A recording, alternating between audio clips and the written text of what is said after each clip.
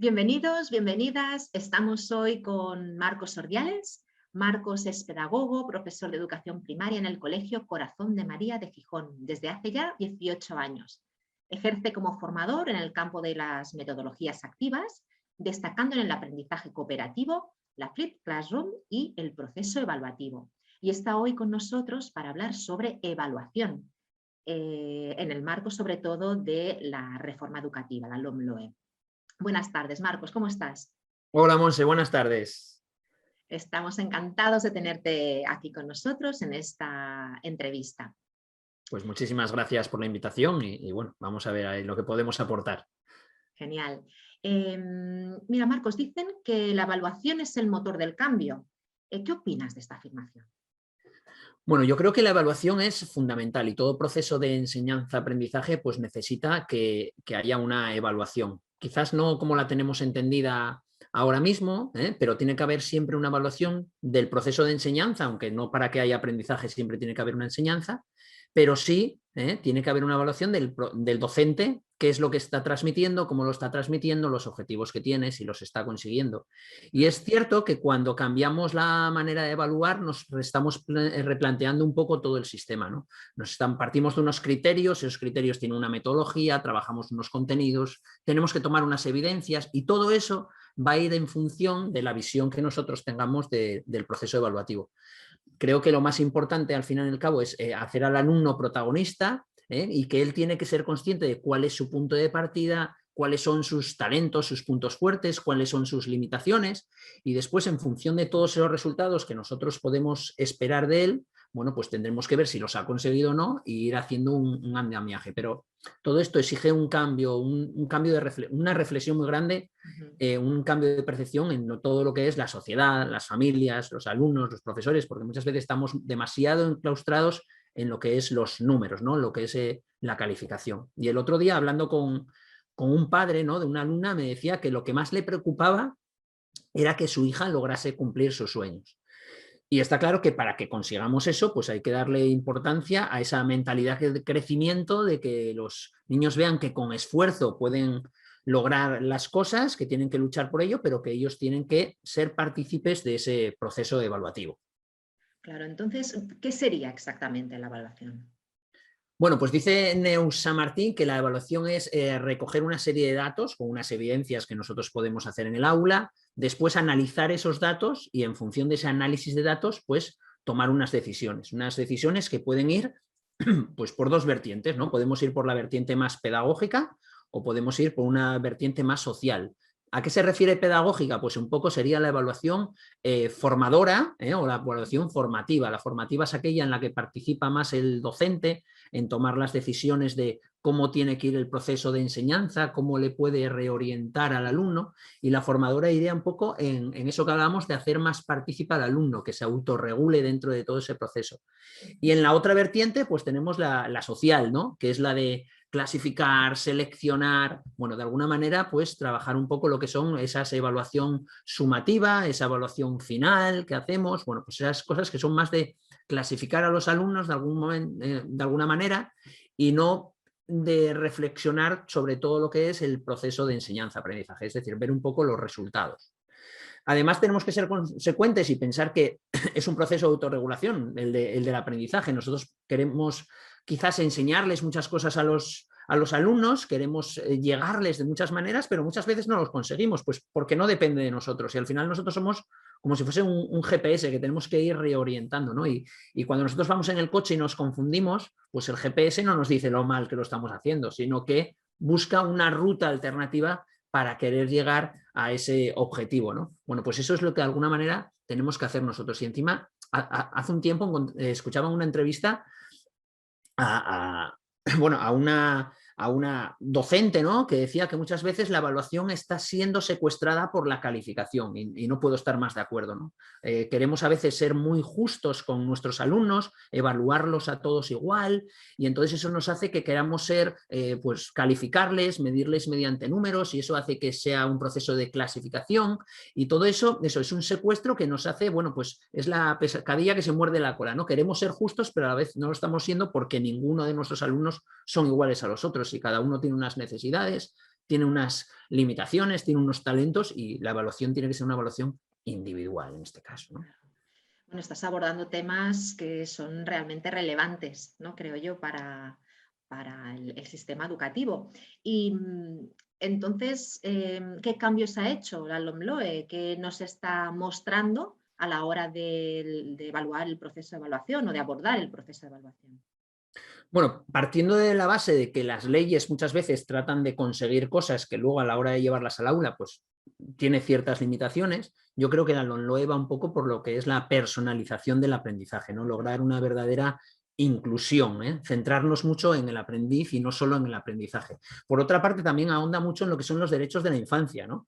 Y atender mucho a lo que son las necesidades educativas especiales. Se han recuperado programas de diversificación y luego incorpora pues términos que están muy de moda ahora mismo, ¿no? Como ese, por ejemplo, el DUA, el diseño universal de aprendizaje, que es ese, bueno, ese modelo de enseñanza que trata de ver la diversidad del alumnado y que trata de lograr una verdadera inclusión educativa, ¿no? Y bueno, tratando de eliminar todas las barreras que nos podamos encontrar, barreras físicas, sensoriales, cognitivas, culturales, bueno, todo eso que queremos. Y eso va un poco no solo en la forma de aprender, que sea diferente cada alumno, sino la manera que tenemos de motivar a nuestros alumnados, todos son diferentes, cómo les hacemos llegar los contenidos y cómo ellos después pueden expresar lo que han aprendido pues de diferentes maneras, de diferentes formatos, para, bueno, para demostrar de alguna manera que han aprendido. Y esto nos parece una cosa súper moderna, pero hay muchos autores a lo largo de la historia que han ahondado mucho en que el ritmo de los alumnos es diferente el de cada uno, ¿no? Hablando, podemos partir ya de Montessori, de Bloom, de Keller, bueno, diferentes autores que ya han hecho hincapié en estos aspectos. Y luego se habla de esa evaluación que hablábamos antes formadora, se habla en la educación secundaria obligatoria. Ojalá se hubiese hablado también, o bueno, todavía estamos esperando, ¿no?, a que se haga oficial el Real Decreto de las diferentes etapas, ¿no? Bueno, pues que llegue también a la etapa de primaria, que se ahonde también en las particularidades de cada alumno. Y luego hay otro aspecto que me parece muy importante, aunque es muy difícil, ¿no?, pues llevarlo a la práctica, es la evaluación del proceso docente, que muchas veces se queda en una evaluación individualizada, bueno, pero que exige que los docentes reflexionemos sobre lo que hemos conseguido, lo que no, cómo lo podemos mejorar, hacer partícipes también de esa evaluación al alumnado, que el alumnado nos comunique pues qué cosas le han gustado, cuáles no, cómo podemos ser más justos quizás, ¿no? O cómo podemos nosotros también acompañarles en todo ese proceso de aprendizaje para, bueno, para conseguir nuevos retos y para llegar más allá a ellos y que sea más efectivo. Claro, podemos aprender mucho del alumnado, ¿verdad? Muchísimo, o sea, si el alumnado nos tiene muchísimo que enseñar, encima es que va a haber temas que van a dominar ellos más que nosotros, ¿no? Muchas veces ellos tienen sus motivaciones, como si mañana nos llega un alumno y nos dice, pues yo sé mucho de dinosaurios, pues yo no tengo ni idea, pues sí, me sé el nombre de 4 o 5. Bueno, pues ellos también tienen mucho que aportar en todo el proceso. Claro que sí. Entonces, ¿qué pueden hacer los y las docentes para fomentar el cambio a partir de las directrices de la ley, ese cambio en la evaluación?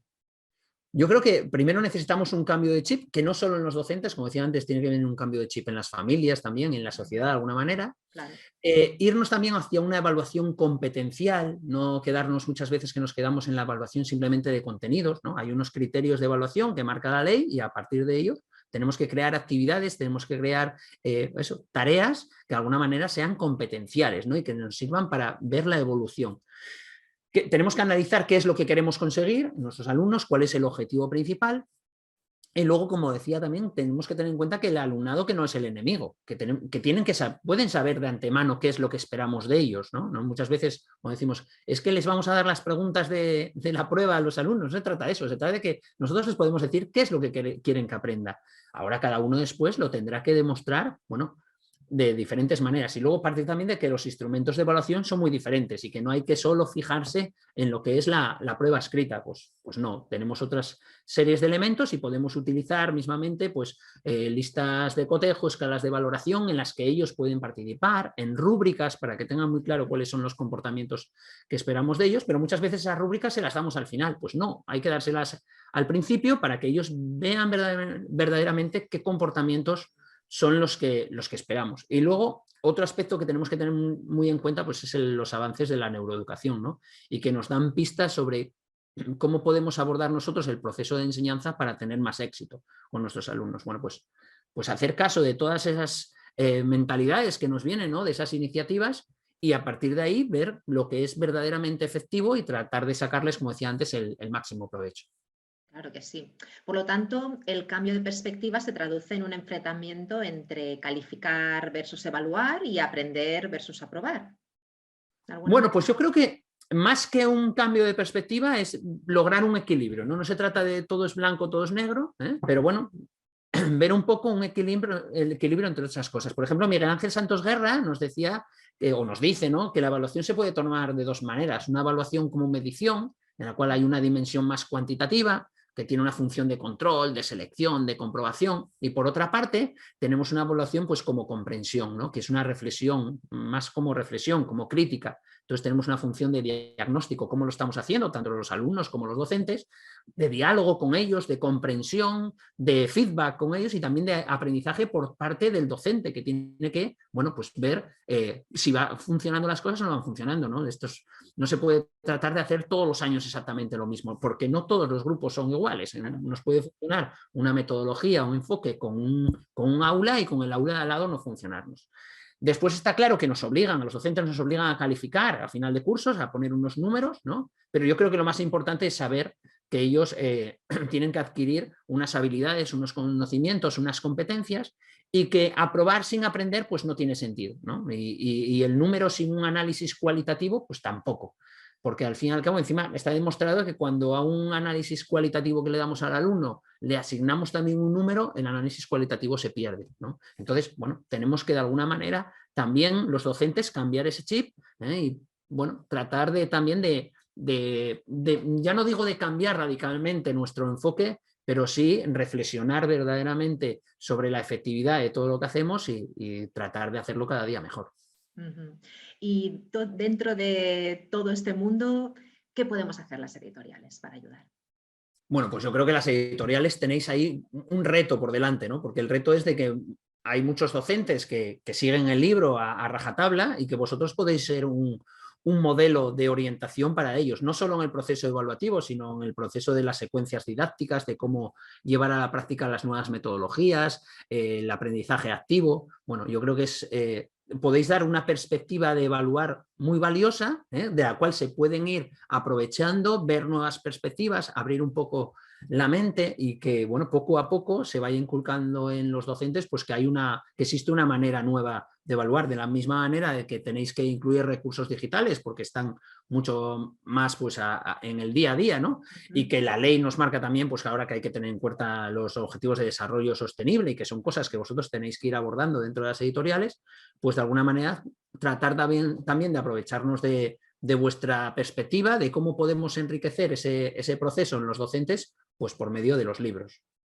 Genial, pues seguro que pondremos nuestro granito de arena.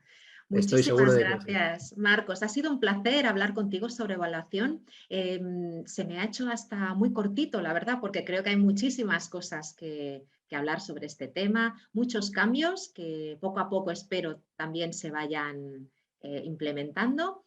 Y solamente, pues eso, agradecer tu tiempo, tu compañía y sobre todo tu conocimiento sobre el tema. Pues muchísimas gracias a vosotros por contar conmigo y nada, un placer. Muchas gracias, Marcos. A vosotros, chao.